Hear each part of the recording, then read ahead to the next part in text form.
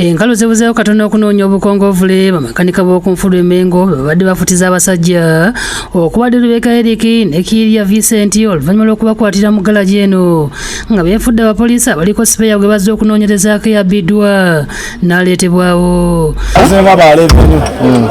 Abagamba nti waliwo omuntu eyatukola omusango nti twabba ebyuma byabwe okubaleetawo nembalaga ne bagana n'empapula nziina kati we bakitegedde ne bagala okudduka kwe kukwata emmotoka eri n'okukwata abasajja abo nga balina okukwata epatro neekolaki negenda nemugamba ndaga ebintu byonoonya azanoonya ebintu bya turakita bamulaze disiki nagamba ebyebino ez'emmotoka nemubuuza ati ebintu byonoonya nga si byebimu. Amakanika bategeeza nti basibye abakulu bano ebipapula ebibakkiriza okubaako ebibafuuza mu galaji yaabwe kiyite search warrant nga amatama ntengo ate nga kubatadde n'okukambuwala ennyo era nga basabye nannyini sipeya yabbiddwa leeta empapula ezimwogerako era ne ziraga nga sipeya baamuguze mu URA Busia mu nkola ey'okutunda ebintu ku nnyondo. Kale bazze n'emmotoka ya patulo naye tugenza okubabuuzabuuza nga tebalina yebongerako owa patulo n'adduka netukwatako abantu babiri.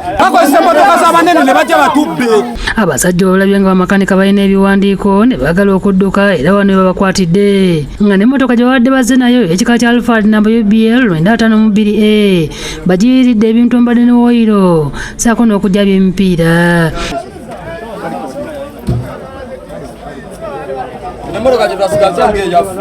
Abasibidde mu kasenge poliisi mwebajje okubatwala ku poliisi ya Kampala mukadde wakati mu bunkenke nga wadde poliisi ebaddewo waliwo abadde baagala okubafuntula.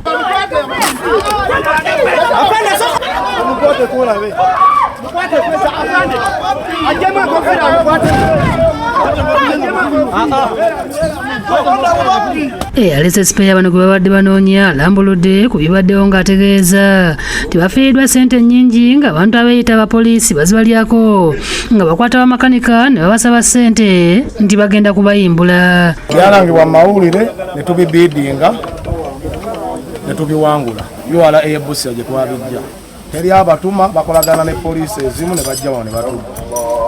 Polisi buli omwana okuvaayo alina kusasula emitwalo ekitaka wansi wabi. Omwogezi wa poliisi mu Kampala n'Emiira Kyokawala alambuludde ku bibaddewo era ng'ategeeza nti batandise okunoonyereza ku basajja bano abadde beefuula abapoliisi. Naye ng'abantu babiri be baakwatiddwa kuyambako mu kunoonyereza. Bano bakuumibwa poliisi yaffe ey'Old Kampala nga n'okunoonyereza bwe kugenda mu maaso. Kuliko Kiria Vincent, kuliko ne Rebecca Eric. David Sekayombya yakusakidde eggulu eno ku Lwabukedde TV.